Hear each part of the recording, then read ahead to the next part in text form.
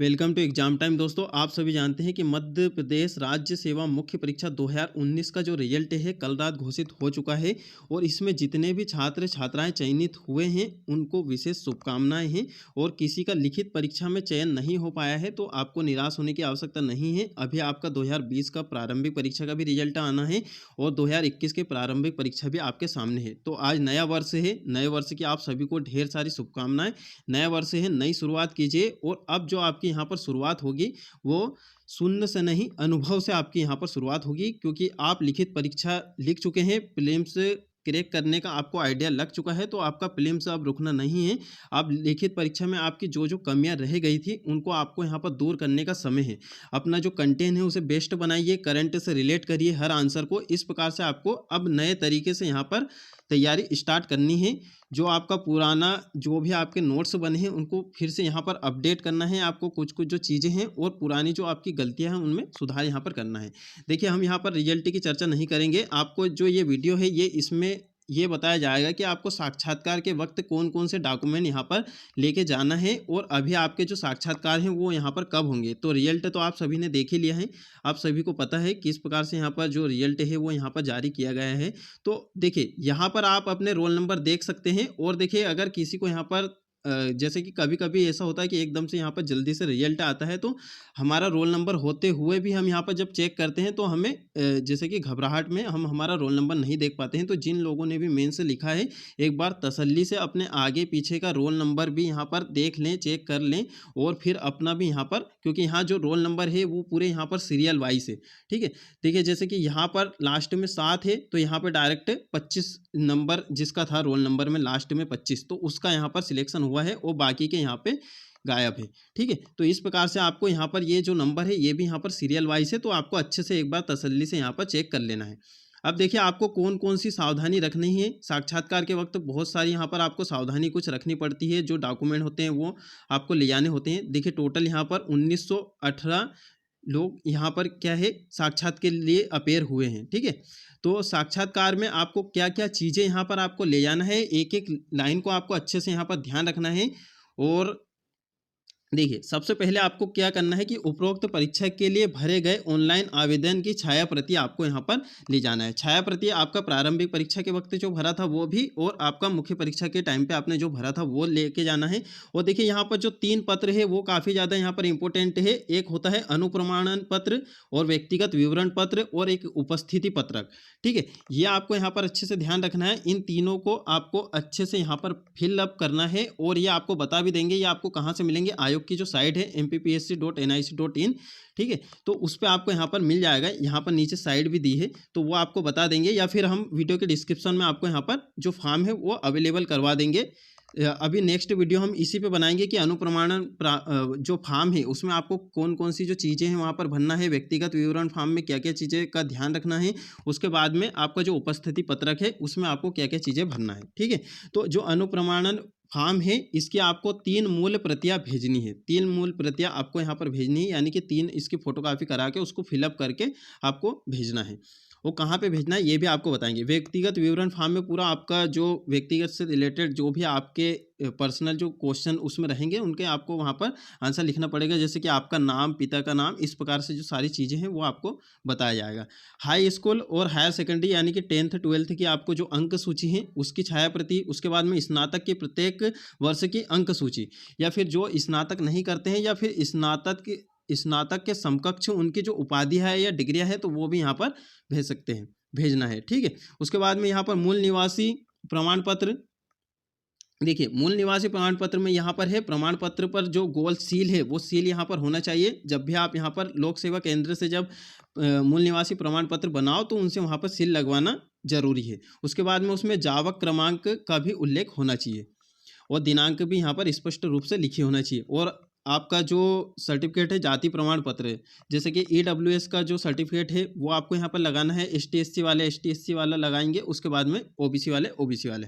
अगर आप दिव्यांग है तो आपको दिव्यांगजन का एक विषयक जो मेडिकल का वैधता प्रमाण पत्र है, कोई भी शासकीय डॉक्टर का जो वैधता जो प्रमाण पत्र है वो आपको यहाँ पर उसका फोटोकॉपी यहाँ पर लगानी पड़ेगी। उसके बाद में शासकीय सेवक होने पर आपको जो अनापत्ति प्रमाण पत्र है, जो आपके विभाग के जो भी जो भी अधिकारी हैं उनसे अनापत्ति प्रमाण पत्र आपको यहाँ पर लेना होता है, तो वो आपको लगाना पड़ेगा। भूतपूर्व सैनिक होने की स्थिति में भूतपूर्व सैनिक होने का प्रमाण पत्र आपके पास में जो प्रमाण पत्र होता है वो उसके यहाँ पर आपको छायाप्रति लगाना है। उसके बाद में अन्य कोई प्रमाण पत्र जो आपने ऑनलाइन आवेदन पत्र में उल्लेख हो वो आपको यहाँ पर लगा देना है, ठीक है। उसके बाद में आपको देखिए कौन कौन सी चीज़ें को यहाँ पर ध्यान रखना है। अब देखिए यहाँ पर लिखा है कि उपरोक्त अनुसार क्रम में प्रमाण पत्रों की प्रमाणित और स्वप्रमाणित छाया प्रति संलग्न कर, यानी कि आप ये जितने भी डॉक्यूमेंट की छाया प्रति आप यहाँ से भेजोगे तो उस पर आपको स्वप्रमाणित करके अपने हस्ताक्षर यहाँ पर कर देना है उन फॉर्म पे सभी पे, ठीक है। इस प्रकार से आप स्वप्रमाणित यहाँ पर लिखकर वो अपने हस्ताक्षर वहाँ पर करोगे, यानी कि स्वयं द्वारा वो प्रमाणित है। संलग्न कर दिनांक 31, देखिए ये जो डेट है आपको ध्यान रखना है, 31/1/2022 के पहले आपको भेजना है। अगर इसके पहले यदि आपने नहीं भेजा है तो आपकी जो उम्मीदवारी है वो निरस्त कर दी जाएगी। यह विशेष बात का आपको ध्यान रखना है। और अभी जो अलग अलग कोचिंग इंस्टीट्यूट या कहीं पे भी जो मॉक इंटरव्यू चल रहे हैं तो वहाँ पे आपको जाके मॉक इंटरव्यू भी देना है, और इंटरव्यू के समय क्या क्या चीज़ें को ध्यान रखना है वो सारी चीज़ें वहाँ पर आपको बताई जाती है, तो आपको अच्छे से यहाँ पर प्रिपेयर कर लेना है।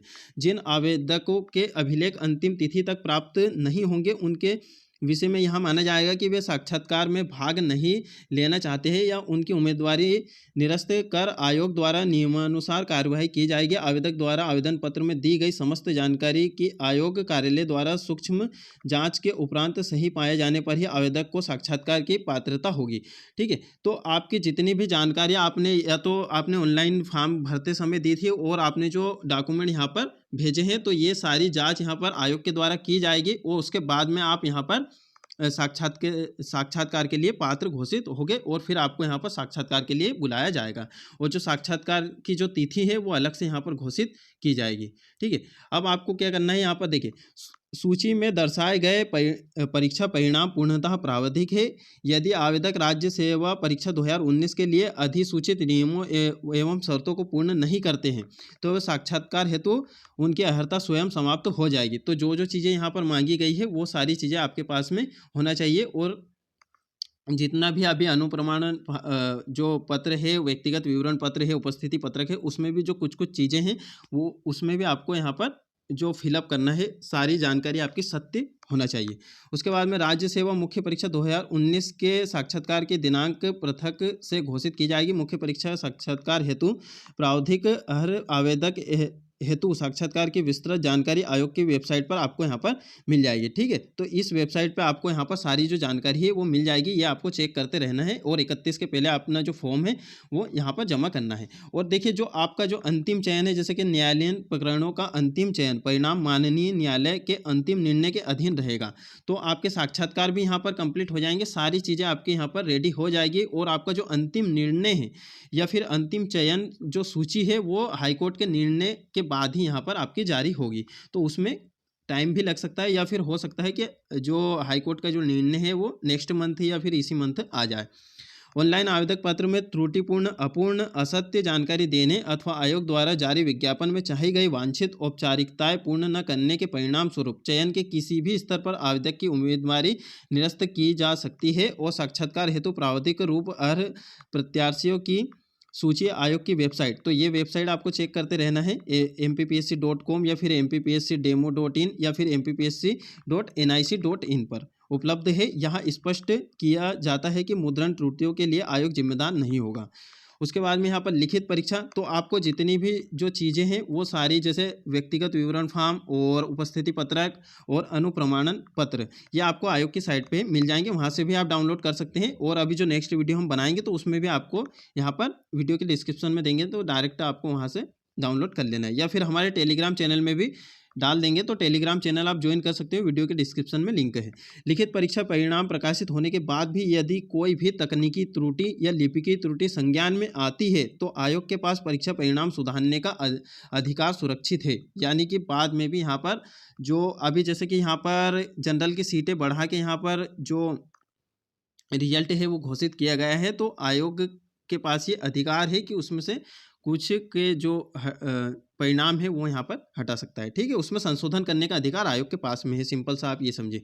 उपरोक्त अनुसार जारी प्रावधिक लिखित परीक्षा परिणाम का अंतिम चयन परिणाम माननीय उच्च न्यायालय में लंबित याचिका क्रमांक, ठीक है। तो ये याचिका क्रमांक जब तक ये यहाँ इनका जो निर्णय है न्यायालय के द्वारा नहीं दिया जाता है, तब तक यहाँ पर आपका जो अंतिम चयन परिणाम है वो यहाँ पर नहीं आएगा। और देखिए आपको क्या करना है, 31 तारीख के पहले इस पते पे आपको भेजना है। तो प्रति सचिव मध्य प्रदेश लोक सेवा आयोग, रेसिडेंसी एरिया इंदौर मध्य प्रदेश, और ये आपको यहाँ पर ये पिन कोड नंबर डालना है, ठीक है। लिफाफे के जस्ट ऊपर आपको क्या लिखना है, ये लिखना है राज्य सेवा मुख्य परीक्षा 2019 के साक्षात्कार हेतु।